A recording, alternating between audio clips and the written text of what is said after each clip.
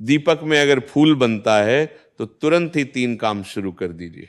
इन 3 कामों को करने से आपकी किस्मत बदल जाएगी, भगवान आपसे बहुत प्रसन्न होंगे और आपके सभी बिगड़े काम बनने लगेंगे। भक्तों, 2 दिन पहले संपन्न हुई कथा में बताया कि यदि आपके दीपक में फूल बनता है तो इसे बहुत गंभीरता से लेना चाहिए, क्योंकि यह संकेत है कि परमेश्वर भगवान की कृपा अब आप पर होने वाली है। जो भी कठिनाइयां आपको लंबे समय से परेशान कर रही थी वे समाप्त होंगी। आप आर्थिक रूप से मजबूत होंगे, आपकी मनोकामनाएं पूर्ण होंगी और भगवान स्वयं आपके घर में वास करेंगे। भक्तों, हमारी बात पे थोड़ा गौर कीजिए। दीपक में फूल कब बनता है और क्यों बनता है? देखिए, जब भगवान आपको कोई संकेत देते हैं, खास तौर पर आपकी पूजा स्वीकार होने के समय, तब दीपक में फूल बनते हैं। वैसे तो भगवान कई प्रकार से संकेत देते हैं, कुछ संकेत हम समझ पाते हैं और कुछ नहीं भी समझ पाते। जैसे कभी सपने में भगवान दर्शन दे देते हैं, कभी पूजा करते समय फूल अपने आप गिर जाता है, कभी बार बार भगवान के दर्शन होने लगते हैं, या फिर ऐसा लगता है मानो भगवान की मूर्ति आपको देखकर मुस्कुरा रही हो। भक्तों, ये सभी संकेत बताते हैं कि आपकी मनोकामना पूर्ण होने वाली है। लेकिन दीपक में फूल बनना एक विशेष संकेत है। यह संकेत सभी को नहीं मिलता, ये केवल उन्हें मिलता है जो भगवान के पक्के साधक होते हैं या जो भगवान के अत्यंत प्रिय होते हैं। ये फूल रोज नहीं बनता, कभी कभार ही बनता है। कई लोग सोचते हैं कि अगर ये भगवान का संकेत है तो रोज बनेगा, ऐसा नहीं है। यदि एक बार भी आपके दीपक में फूल बना है तो समझ लीजिए भगवान आपसे प्रसन्न है। खास तौर पर यह फूल साधना काल में, नवरात्रि में, पितृपक्ष में अधिक दिखाई देता है। ये फूल गोल बाती में भी बनता है और लंबी बाती में भी।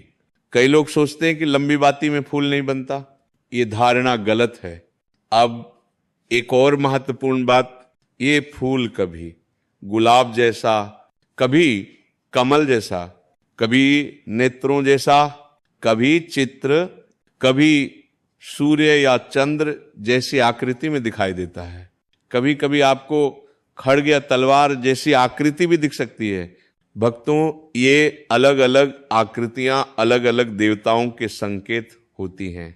जैसे यदि पुष्प की आकृति बनती है तो यह माता रानी की कृपा का संकेत है। यदि खड्ग या तलवार दिखाई दे तो यह माता काली की उपासना का फल है। महाराज बताते हैं कि दीपक में फूल इसलिए महत्वपूर्ण होता है क्योंकि आपकी पूजा से प्रसन्न होकर भगवान स्वयं आपके घर आते हैं और दीपक के माध्यम से संकेत देते हैं। यदि दीपक तेज गति से जलता है तो भी यह प्रसन्नता का संकेत है, लेकिन दीपक में फूल बनना सबसे बड़ा संकेत माना गया है। अब भक्तों, यदि आपके दीपक में फूल बन गया है तो आपको ये 3 काम तुरंत शुरू कर देने चाहिए। पहला काम, जब तक दीपक जल रहा हो उस फूल को न तोड़ें। जब दीपक शांत हो जाए तो किसी चिमटी से उस फूल को निकाल लें, उसमें थोड़ा सा घी मिलाए और सिंदूर मिलाएं।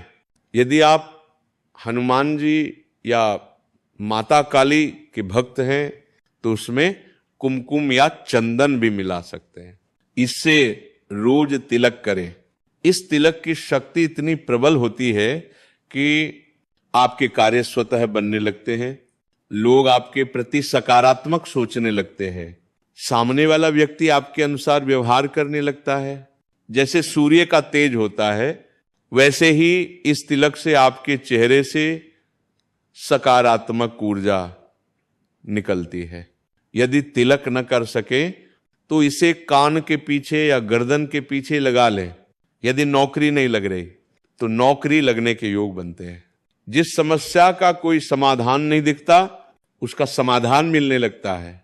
दूसरा काम, आपको मंत्र जाप शुरू करना चाहिए, चाहे वह 40 हो, सहस्त्र नाम हो या कोई भी मंत्र जिसे आप जपना चाहते हो, महाराज बताते हैं तिलक से आपको लगभग 20% ऊर्जा मिलती है, लेकिन इस समय मंत्र जप करने से 80-90% तक आध्यात्मिक ऊर्जा प्राप्त होती है।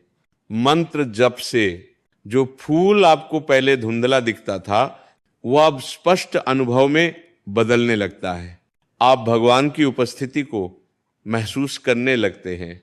तीसरा काम, आपको भगवान को भोग अर्पित करना चाहिए। भक्तों, सभी योनियां, देव योनि, मनुष्य योनि, जीव योनि, सब भोग से ही तृप्त होती है।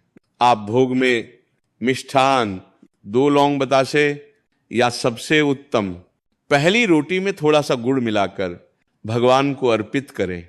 15-20 मिनट बाद उसे पूरे घर में बांट दें। भोग अर्पण करते समय आंखें बंद करें और भगवान का आवाहन करें ताकि वे भोग स्वीकार करें। इन 3 उपायों से भगवान स्थायी रूप से आपके घर में वास करते हैं और हर प्रकार की विपत्ति का नाश करते हैं। भगवान की कृपा के 8 लक्षण महाराज बताते हैं। शांति और क्षमा, घोर अपमान के बाद भी मन शांत रहना हरि कृपा का संकेत है।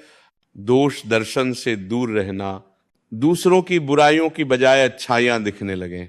भीतरी और बाहरी पवित्रता, मन, वाणी और कर्म में शुद्धता, धर्म विरोधी कर्मों से दूरी, भक्ति में बाधक कार्यों से स्वतः विरक्ति, भजन का फल सबको अर्पित करना, अपने भजन का लाभ सबके लिए चाहना, भजन से भी कुछ न मांगना, निष्काम भक्ति की भावना, मान सम्मान से असक्त रहना, विनम्रता और सरलता, करुणा पर ममता नहीं, सब पर दया पर मोह से मुक्त। भक्तों, यदि ये लक्षण आपके जीवन में प्रकट हो रहे हैं तो समझ लीजिए प्रभु की कृपा आप पर बनी हुई है।